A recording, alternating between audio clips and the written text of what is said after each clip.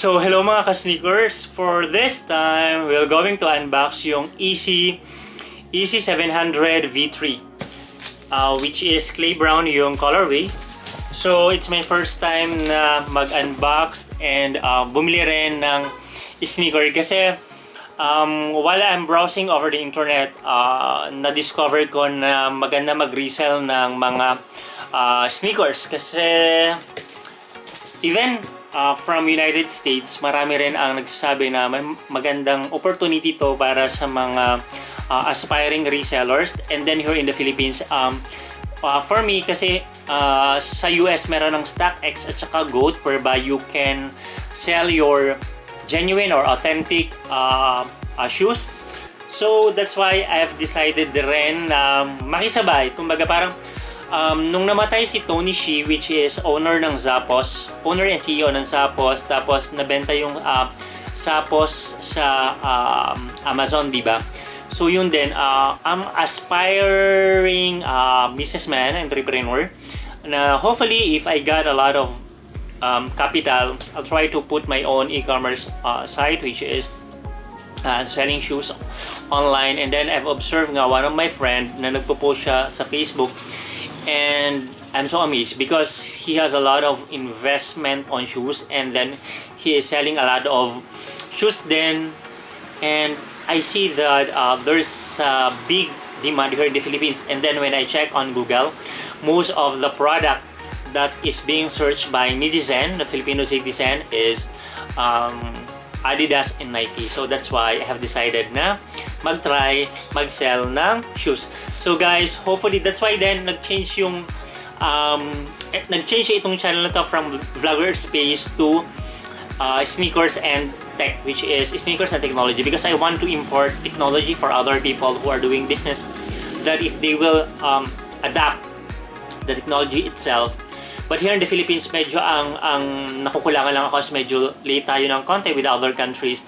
And at the same time, hopefully, with the aid of dito, ang dami ko nang nasabi, no, which is mag-unbox lang naman ako ng shoes. Hindi, just to, kasi it's more on business din kasi, just to remind other people na nagbi-business na sana din matulungan tayo ng government natin, and then ang mga telco companies like Globe and PLDT, and this time my new player nga sa market, which is dito, which is hopefully through the help of our president and the government, magkaroon ng mas mabilis at mas reliable na internet connection. Kasi at this time dito sa bahay I'm using Globe, and since nasanay ako sa Singapore na super fast, everything is so fast, and then ahead talaga sila pagdating sa technology. Their Singapore vision is smart nation. I don't know what's the vision of the Philippines, but at this term ni Duterte, ang kanyang goal is to build more infrastructure, and hopefully in the future makasabay tayo with other countries na maging ahead, or kung hindi man maging ahead, makasabay tayo sa technology. Kumbaga para maging alam niyo naman na competitive ang mga Filipino, and admire a lot of Filipinos, and then admire a lot of overseas Filipino workers na nag-work sa ibang bansa para lang sa kanila. Okay, guys, before tayo magkalimutan, ang major part ng video na to is to unbox yung Adidas Yeezy 700 V3. Okay, guys, kare-receive ko lang siya. Actually, I've bought one from Adidas and then one from Nike. So medyo may konting delay lang sa Nike, but from Adidas, after nung Christmas season, na-receive ko na agad yung box nila, and yung courier or logistics or yung company na nag-deliver sa akin is to go.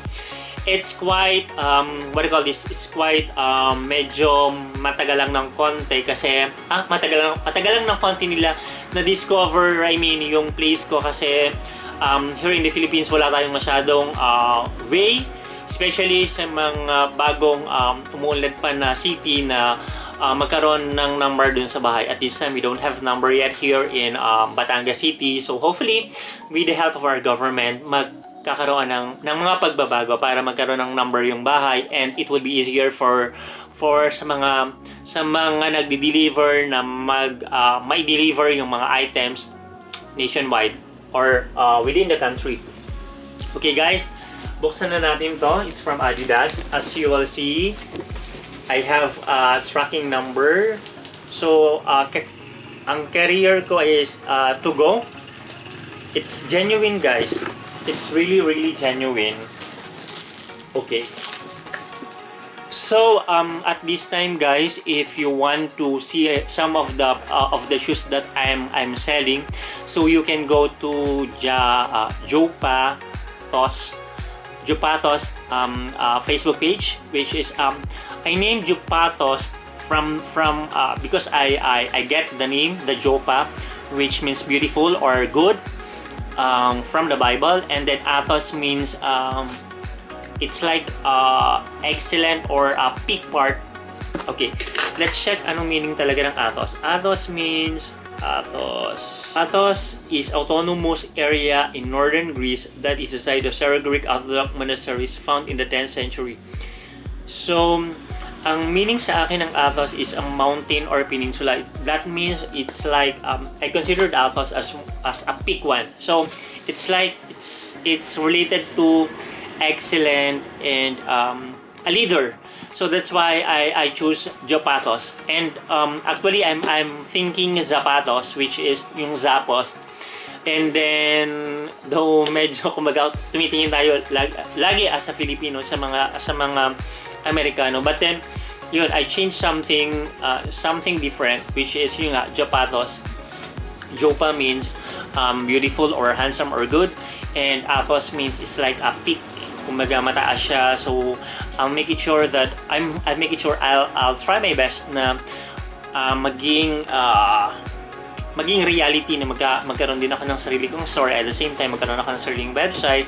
Hopefully guys, matulungan ko yung ibang mga reseller na makabenta online using an app. Hopefully guys, yun yung plan ko. I don't know if there's someone who will invest for that app, so I'll try my best na explore pa yung StockX at saka Goat. And then nagkita rin ako ng isa pang website, which is yun naman is website from Singapore, tapos nag-advertise sila in the Philippines, whereby you can do the reselling of sneakers. Okay guys, bago makalimutan natin yung pag-unbox nitong Adidas 700 Yeezy 700 version 3. Okay, so eto na siya. So ano na natin guys, tagalin na natin yung plastic. Fresh na fresh to guys, kadi-deliver lang halos nung courier. And by the way guys, nung benta or nag-release ng product na Yeezy 700 si Adidas, super fast. Kumbaga parang I tried to look other size, pero ito lang talaga yung naabutan ko na size, and I'm going to resell it using StockX and the Goat. Sa Goat, may mga nakita ako na YouTube video na na-upload sila here in the Philippines, and then the other video which is a well-known vlogger din sa pag-resell. Actually, nagkaroon na siya ng sarili niyang store. Trinay niya yung Goat. Trinay nung friend niya yung Goat. Hindi siya na-approve. Pero may nakita akong video, YouTube online. Nag-try sila ng Goat and it was successful. Kumbaga, ang ginawa niya is nagkaroon siya ng maraming account na create, tapos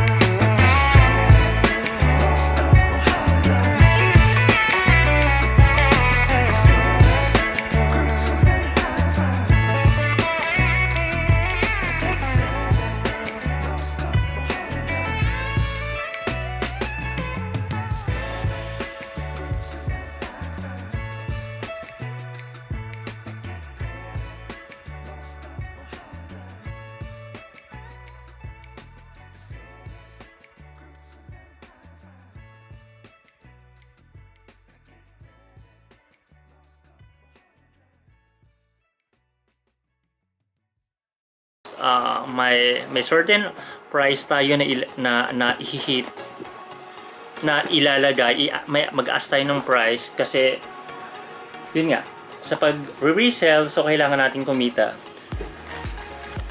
Ayun.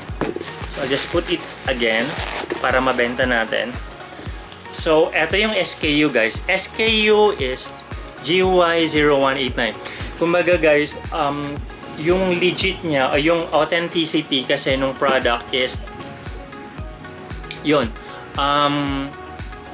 Laging may SKU. SKU is very unique for all the items. Kumbaga, kapag ang isang product kasi is genuine or original, may SKU siya. So, that's why kung gumagamit ka ng Shopify, makikita niyo may part doon na may nakalagay na SKU. So that shows that yung mga item na nabibili natin online, if it is original, so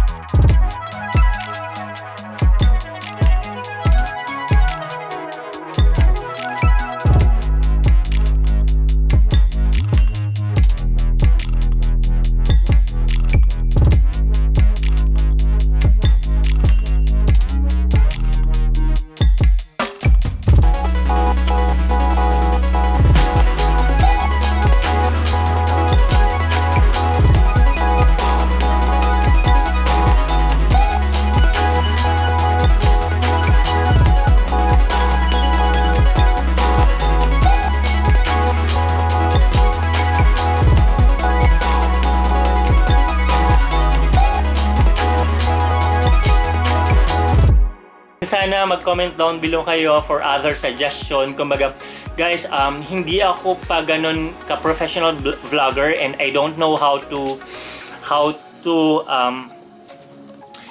showcase shoes kasi most of the time kasi I'm a food vlogger and this time, guys, I'm looking for something na alam mo yun, other hassle na pwede nating gawin dito sa Pilipinas kasi nga gusto ko maging successful reseller ng mga shoes and hopefully in the future magkaroon ako ng sarili kong website and app where I can sell authentic Adidas, Nike, and hopefully in the future magkaroon din ako ng sarili kong brand if ever.